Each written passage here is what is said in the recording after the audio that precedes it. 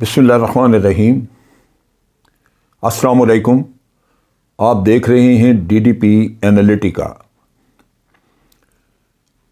बहुत सारी र्यूमर्स खबरें चल रही हैं, लेकिन जो अहम चीज़ मैंने नोट की और वो दो तीन मोतबर सहाफ़ियों ने भी बात की जो कि अमूमन ख़ासी इन्फॉर्मेशन रखते हैं, और वैसे भी जो चीज़ें दरपर्दा चल रही होती हैं उनके बारे में बहुत हतमी तौर पे तो कुछ भी नहीं कहा जा सकता, लेकिन वो इसी तरह बाज़ औक़ात अफ़वाहें होती हैं, बाज़ औक़ात वो पूरी दुरुस्त इन्फॉर्मेशंस भी होती हैं।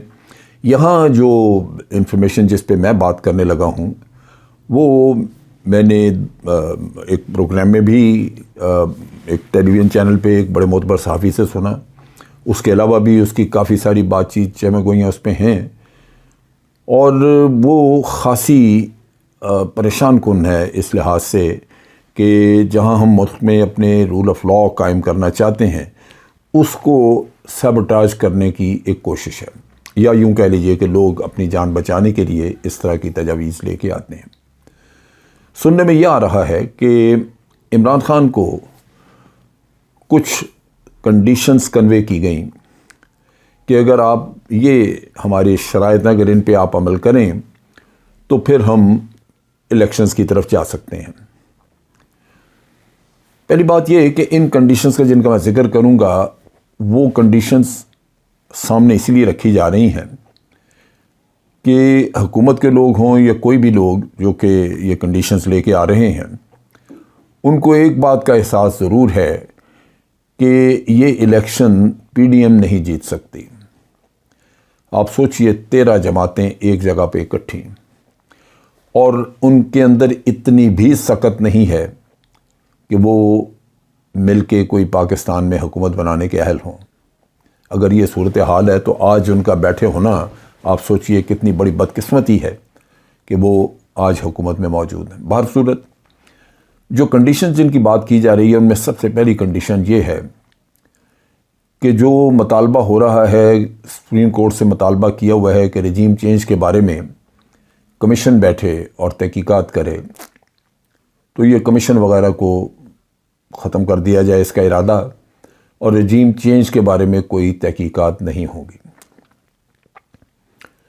दूसरी जो शर्त जिसका ज़िक्र मैंने सुना है वो ये है कि अरशद शरीफ के कत्ल पे और इमरान खान पे जो हमला हुआ है इसके बारे में भी कोई तहकीकात नहीं की जाएगी,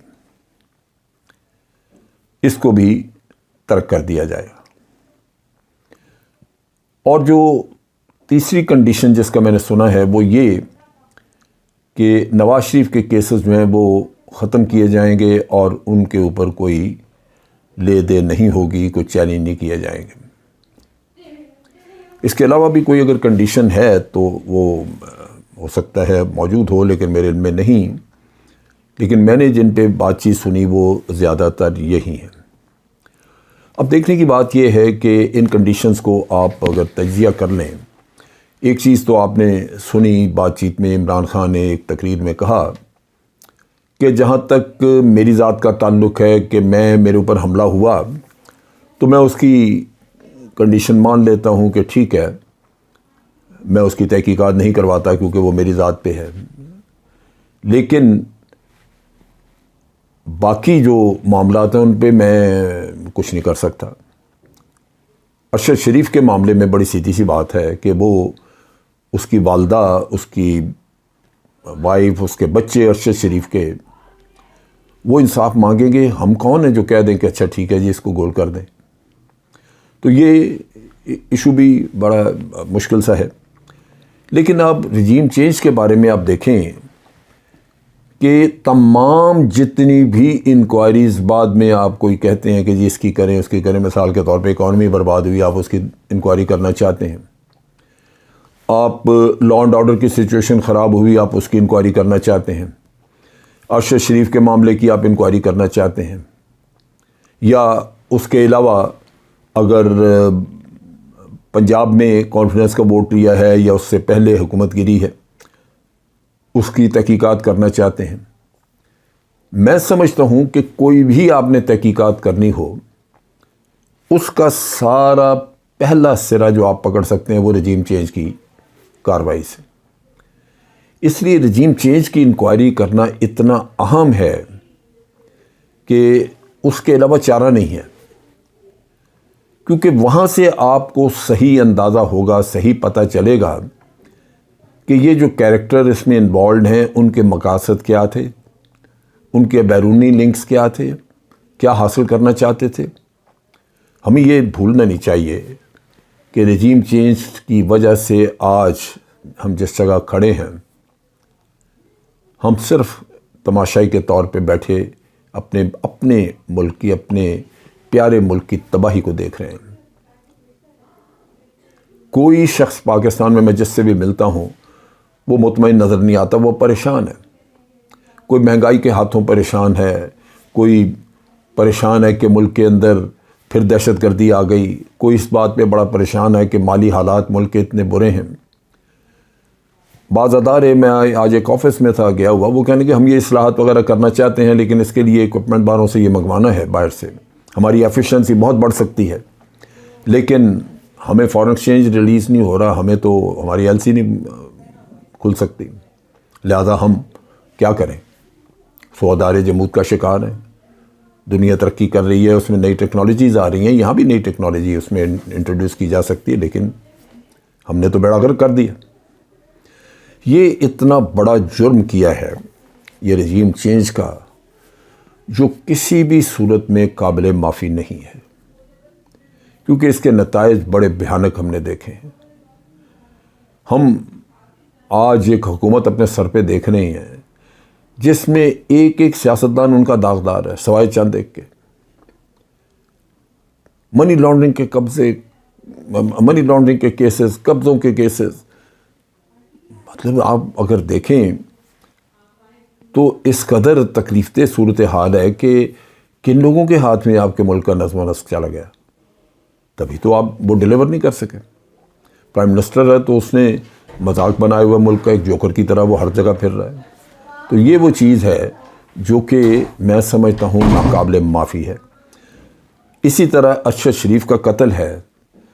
ارشد شریف اگر ایک عام آدمی بھی ہوتا تو بڑی سیدھی سی بات تھی کہ اس کی والدہ کسی کو معاف کر دے، اس کی بیوی بچے معاف کر دیں وہ ایک الگ بات ہے، لیکن وہ عام آدمی نہیں تھا. وہ ایک محب وطن پاکستانی شہری جو پاکستان کی لٹی ہوئی دولت کا سراغ آپ کو دے رہا تھا، اور وہ سراغ آج دن تک کوئی اور جرت نہیں کر سکا. ہم نے دیکھا کہ جن کی ذمہ داری تھی، جو جرنلسٹ باقی کے جو سراغ لگا سکتے تھے وہ سراغ نہیں لگاتے رہے، بلکہ وہ ان کے ساتھ جا کے کھڑے ہو جاتے رہے جنہوں نے کھایا پیا تھا. تو ارشد شریف تو ایک بہت ہی مقدس فریضہ انجام دے رہا تھا اس ملک کا، جو اس نے والنٹریلی ایک ذمہ داری لی ہوئی تھی اور اپنی جان کو خطرات میں ڈال کے وہ سارا کام کر رہا تھا. سو ایز اے نیشن، اس کی والدہ اور بچوں کے علاوہ ایک قوم کی حیثیت سے میرا ذہن اور ضمیر نہیں مانتا کہ اس کیس کو یوں بند کر دیا جائے. عمران خان کا معاملہ اپنی جگہ پہ ہے، انہوں نے کہا کہ ٹھیک ہے میں اپنا کیس چھوڑتا ہوں، لیکن میاں نواز شریف کے کیس کیوں چھوڑے جائیں؟ میاں صاحب نے کون سی مہربانی کی ہے ملک میں، ملک کے اوپر؟ تو یہ ایک ایسا المیہ ہے جو کہ ہمیں بڑا سوچ سمجھ کے اس کو آگے چلانا ہے. اس میں دو نکات اور ہیں. کیا ان سب چیزوں کا فیصلہ اکیلا عمران خان کرے، یعنی وہ ایبسولوٹلی ناٹ والی کہانی، یا اس کا کوئی جمہوری طریقہ ہونا چاہیے؟ میرا خیال یہ ہے کہ جو بھی لوگ یہ تجاویز لے کے آ رہے ہیں عمران خان کے پاس، ان کو یہ بتایا جانا چاہیے کہ یہ قومی مسئلے ہیں، یہ انڈیویجول نہیں چھوڑ سکتے. یہ آگے الیکشنز ہوں اور جو الیکٹڈ پارلیمنٹ آئے گی اس میں یہ چیز ڈسکس ہوگی اور پارلیمنٹ فیصلہ کرے گی کہ کیا کرنا ہے اس کے بارے میں. سو یہاں پہ کسی ایک انڈیویجول کے اگر کندھے پہ یہ بات رہی تو اس کے اوپر بڑے پریشرز آئیں گے، اور اس کو پھر سنبھالنا شاید مشکل ہو، اور ہو سکتا ہے کہ کسی وقت وہ کمپرومائز کر جائے۔ سو پہلے دن سے اس ٹرانس یہ ہونا چاہیے کہ الیکشنز کروانے چاہیے، فوری طور پہ وہ الیکشن ہوں، ایک الیکٹڈ پارلیمنٹ آئے، وہ فیصلہ کرے کہ ہم نے اس کا کیا کرنا ہے، ان معاملات کے اوپر کیا ہوگا۔ دوسری چیز جو بڑی اہم اور بہت ہی تکلیف دہ ہے، میں بہت حیران ہوتا ہوں کہ ہماری جوڈیشری وہ کیوں نہیں حرکت میں آتی۔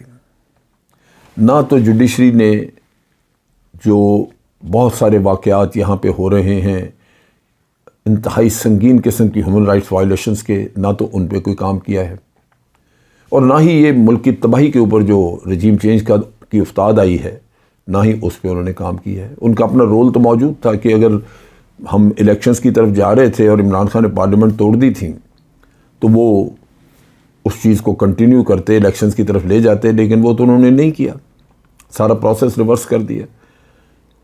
لیکن کم از کم انکوائری تو آرڈر کروا سکتے تھے، کہ جیسے پریزیڈنٹ نے چٹھی لکھی تھی کہ آپ رجیم چینج کے بارے میں ایک جوڈیشل کمیشن بنائیں، لیکن آج دن تک نہیں بن سکا۔ میری سمجھ سے یہ بالکل بالا تر ہے کہ ایک انڈیپینڈنٹ جوڈیشری، تو اس کو خوف کس چیز کا ہے؟ وہاں بیٹھے ہوئے ججز جو ہیں وہ کس چیز سے ڈر رہے ہیں، کترا رہے ہیں کہ یہ ایک سیدھا سا مسئلہ جو قومی مسئلہ ہے اس کے اوپر بھی وہ عمل کرنے کو تیار نہیں۔ بہر صورت یہ شرائط شرمناک ہیں، لیکن ہیں بہت اہم کہ ان کے اوپر پیش رفت ہونی چاہیے، تحقیقات ہونی چاہیے، اور اس کے لیے کوئی بھی شخص زبان نہ دے، ایک ہی جواب ہونا چاہیے کہ یہ پارلیمنٹ فیصلہ کرے گی، لیکن وہ الیکٹڈ پارلیمنٹ، یہ نہیں جو کہ ابھی ہیرا پھیری سے جو بنائی گئی ہے، اس پارلیمنٹ کو قطعاً نہ اس پہ اعتماد ہے، نہ ہی اس کو یہ کام دیا جا سکتا ہے۔ اب تک کے لیے اتنا ہی۔ فوج پاکستان زندہ باد، پاکستان پائندہ باد۔